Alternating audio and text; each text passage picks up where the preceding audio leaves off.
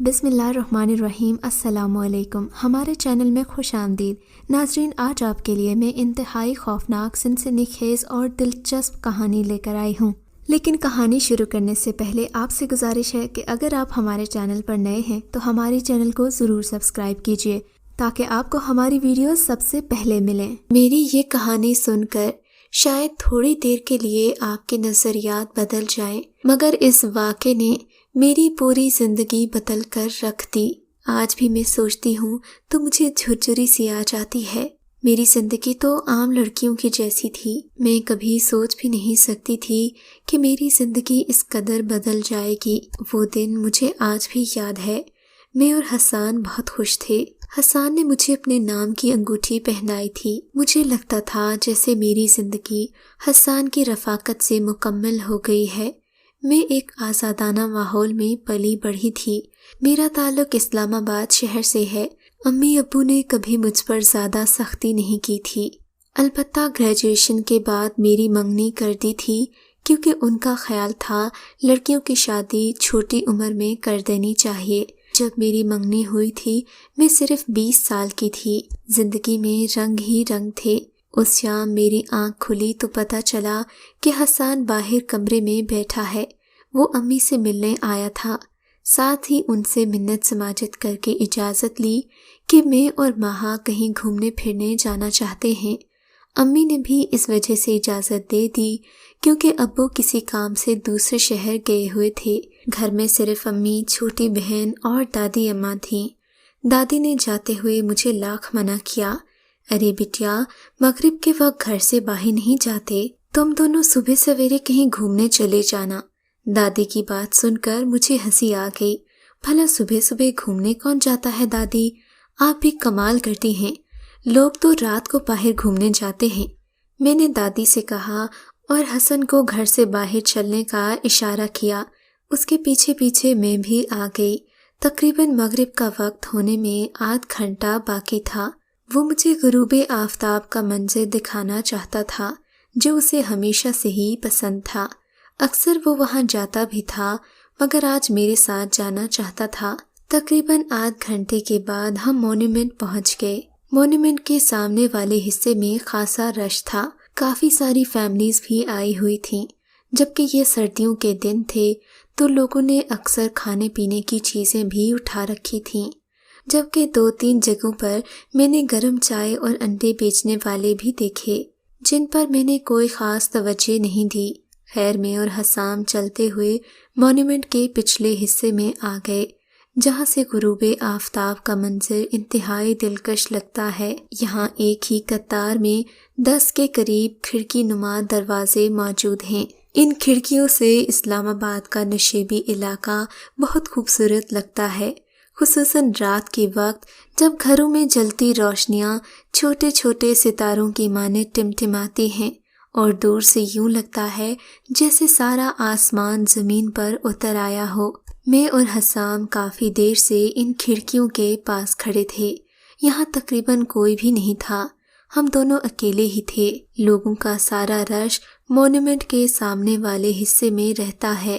کب شام سے رات ہوئی ہمیں پتہ ہی نہ چلا۔ ہم ایک دوسرے سے باتوں میں مگن تھے۔ تبھی مجھے احساس ہوا کہ اب کافی رات ہو چکی ہے۔ میں نے گھڑی پر وقت دیکھا تو تقریباً 9 بج رہے تھے۔ اب تک تو میوزیم بھی بند ہو چکا ہوگا۔ حسان نے بتایا تو میں نے کہا، ہم پھر کسی وقت یہاں آ جائیں گے، ابھی چلو کسی قریبی ہوٹل میں ڈنر کرتے ہیں۔ میری اس پیشکش پر وہ مسکرا اٹھا اور کہنے لگا، چلو ہم ڈنر تو کر ہی لیں گے، تب تک میں تمہارے لیے کھانے کی کوئی چیز لے آتا ہوں، کیونکہ ہم جہاں بھی جائیں گے آرڈر کرنے میں 1 گھنٹہ لگ جائے گا، تب تک تمہیں بھوک لگے گی۔ حسان مجھے جلد واپس آنے کا کہہ کر وہاں سے چلا گیا۔ اس کے جاتے ہی مجھے احساس ہوا کہ آس پاس چھایا سناٹا کتنا گہرا تھا اور یہ اندھیرا کتنا خوفناک۔ مونومنٹ کے اس حصے میں لوگوں کا رش نہ ہونے کے برابر تھا، جبکہ اس حصے میں کافی اندھیرا تھا جو ماحول کو وحشت ناک بنا رہا تھا۔ میں نیچے فرش پر بیٹھ گئی اور اپنے بازو سمیٹ لیے۔ مجھے عجیب سا خوف محسوس ہو رہا تھا، جبکہ آس پاس سے ٹڈیوں کی آوازیں آ رہی تھیں۔ حسان کے ہوتے ہوئے یہ سب تو محسوس ہی نہ ہو رہا تھا، جبکہ اس کے جاتے ہی یہ سناٹا مجھے کاٹ رہا تھا۔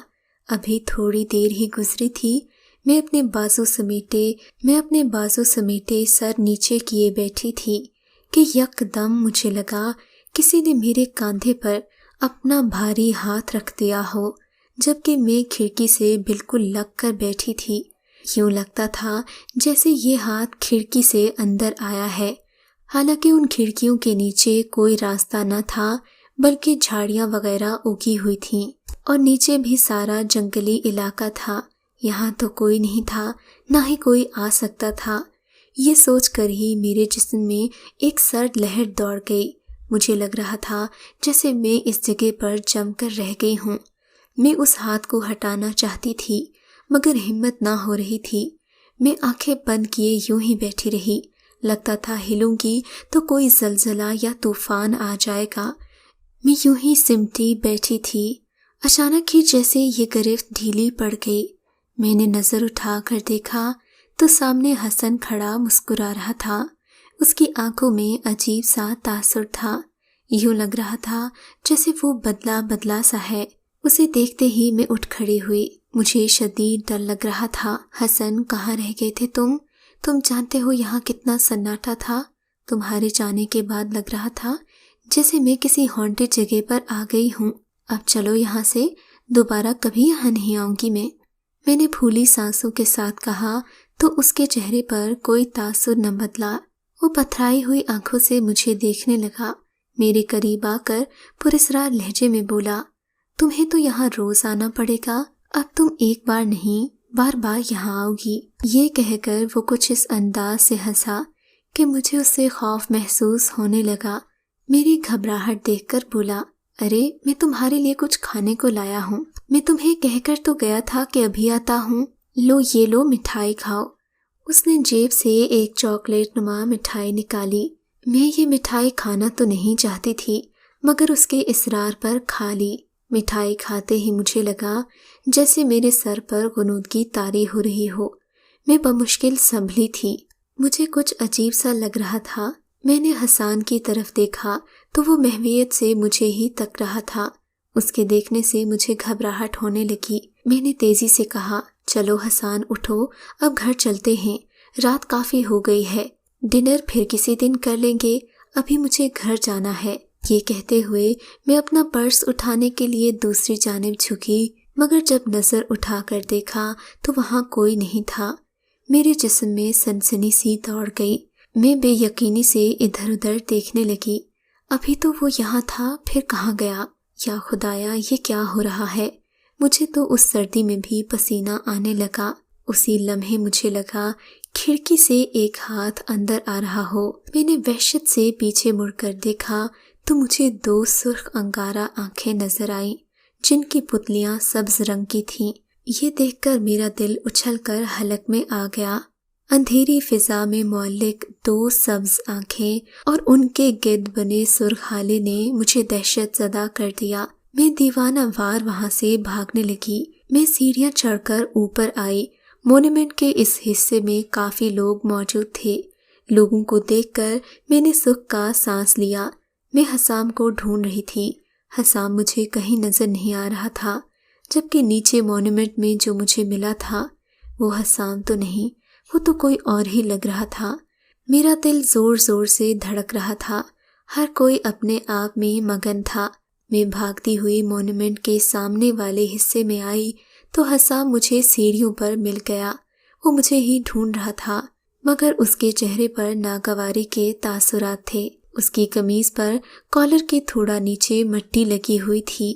مجھے گھبرایا ہوا دیکھ کر اس نے مجھ سے پوچھنا چاہا مگر میں کچھ نہ بولی اور کہا، حسان جلدی سے مجھے گھر لے چلو، مجھے یہاں نہیں آنا، میں دوبارہ کبھی یہاں نہیں آؤں گی۔ میرا یہ کہنا تھا کہ مجھے لگا کسی نے میری کمر پر گرم لوہا دے مارا ہو۔ میں درد سے کلبلا اٹھی۔ میری چیخ سن کر آس پاس کے لوگ بھی متوجہ ہوئے۔ حسان مجھے عجیب نگاہوں سے دیکھنے لگا۔ میری طبیعت کے پیش نظر اس نے مجھے گاڑی میں بٹھایا اور ہم گھر آ گئے۔ میں نے حسام سے پوچھا تو اس نے بتایا کہ وہ میرے لیے انڈے اور چائے لینے گیا تھا۔ مگر راستے میں اسے ایک نوجوان ملا تھا جو کہ اسی کا ہم شکل تھا۔ اس نوجوان سے اس کی ٹکر ہو گئی اور وہ نیچے گر پڑا تھا۔ حسان بہت کچھ کہہ رہا تھا مگر میرے کان جیسے سن ہی نہیں رہے تھے۔ مجھے عجیب سا ڈر لگ رہا تھا۔ میرا دل چاہتا تھا جلدی سے گھر آئے اور میں اپنے بستر میں دبک کر سو جاؤں۔ ذہن میں عجیب سی غنودگی طاری ہو رہی تھی۔ میری طبیعت کی خرابی کی وجہ سے حسان نے ڈنر بھی نہ کیا۔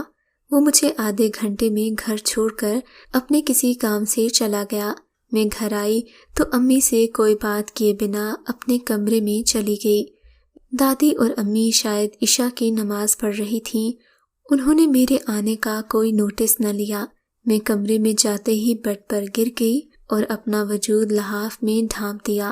میرے وجود پر کپ کپی سی طاری تھی۔ تھوڑی دیر میں ہی میری آنکھیں بند ہونے لگیں۔ نیند میں مجھے لگ رہا تھا جیسے میں چلتے ہوئے کہیں جا رہی ہوں۔ تھوڑی دیر کے بعد منظر صاف ہوا۔ مجھے لگا مونومنٹ کی اسی کھڑکی کے پاس میں بیٹھی ہوں جہاں مجھے حسان جیسا کوئی نوجوان ملا تھا جس کے میں دھوکے میں آ گئی تھی۔ میں نے دیکھا وہ میرے پاس بیٹھا ہوا تھا جبکہ میں اس سے ہنس ہنس کر باتیں کر رہی تھی۔ میرے بال کھلے تھے جبکہ مونومنٹ کی کھڑکی کی دوسری طرف بے شمار چھوٹے چھوٹے اور بھی لوگ موجود تھے جنہوں نے سفید رنگ کے کپڑے پہن رکھے تھے۔ ان لوگوں نے عجیب سے برتن اٹھائے ہوئے تھے۔ برتنوں میں کالے رنگ کی کوئی چیز تھی۔ تھوڑے تھوڑے وقفے سے یہ کالے دانے وہ کھڑکیوں کے اندر پھینک دیتے جبکہ میرے سامنے بیٹھے نوجوان کی سبز آنکھیں ان دانوں کے گرتے ساتھ ہی اور گہری ہوتی جاتی۔ یہ منظر دیکھ کر میری آنکھ کھل گئی۔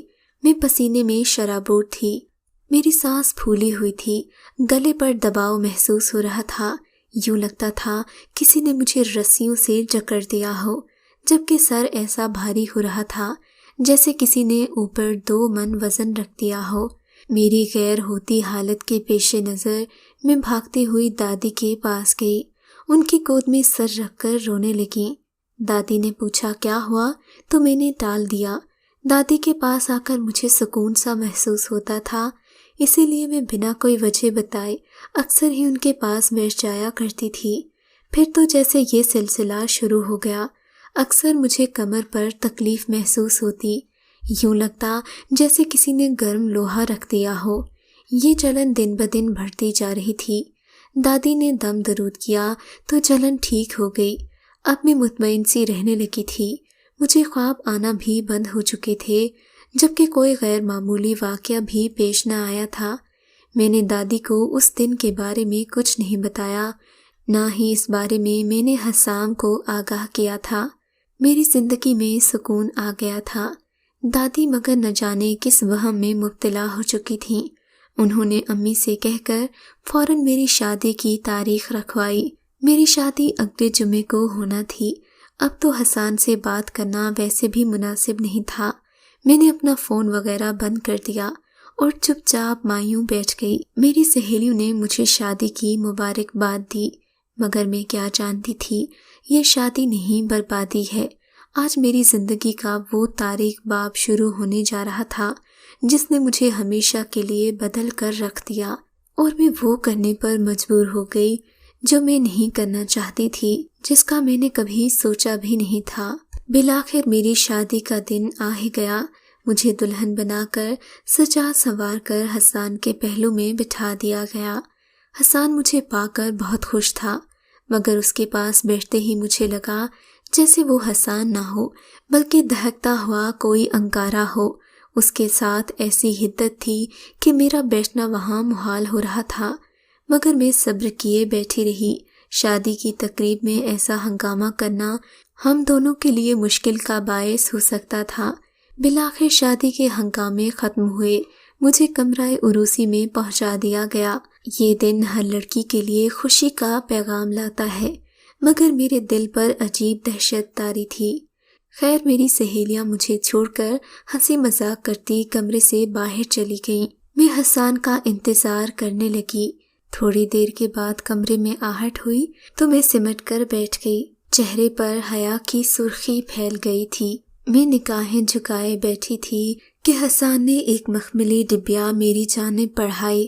یقیناً یہ منہ دکھائے کا تحفہ تھا۔ میں نے وہ ڈبیا پکڑی اور نگاہیں اٹھائے بنا ہی اسے کھول کر دیکھنے کے لیے اس کا ڈھکن اٹھایا، مگر یہ دیکھتے ہی میرے حلق سے چیخ نکلی۔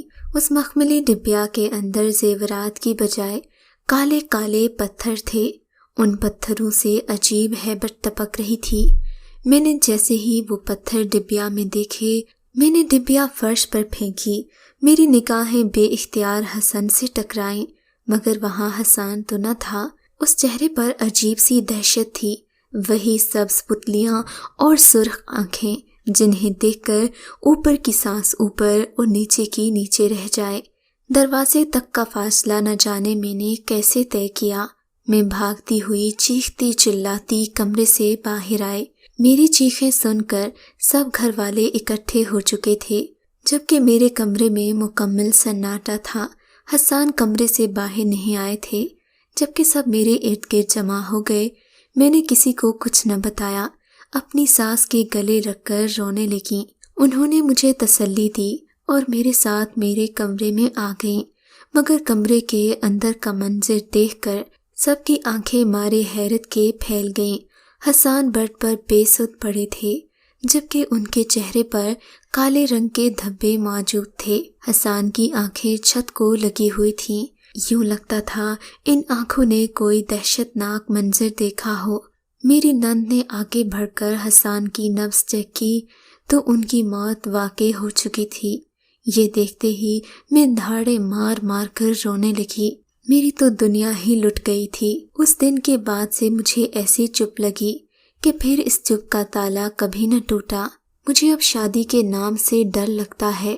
حسان کی موت کا وہ واقعہ آج تک میری آنکھوں سے نہیں بھولتا۔ جب بھی میری شادی کا دن ہوتا ہے، نہ جانے مجھے کون سی قوت مونومنٹ کھینچ کر لے جاتی ہے، اور میں یہاں آ کر یوں بیٹھتی ہوں جیسے کسی کے حکم کی تعمیل کر رہی ہوں۔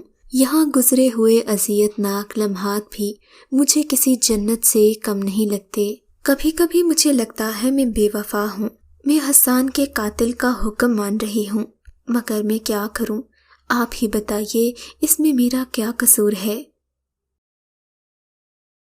اگر آپ کو یہ کہانی اچھی لگی ہے تو اس ویڈیو کو لائک کیجیے، اور اس طرح کی مزید ویڈیوز دیکھنے کے لیے ہمارے چینل کو سبسکرائب کیجیے۔ اور ہاں، اگر آپ کی کسی دوست، رشتہ دار یا بہن کے ساتھ خدا نہ کرے ایسا کوئی واقعہ پیش آیا ہے تو ہمیں کامنٹ سیکشن میں اس کے بارے میں ضرور بتائیے۔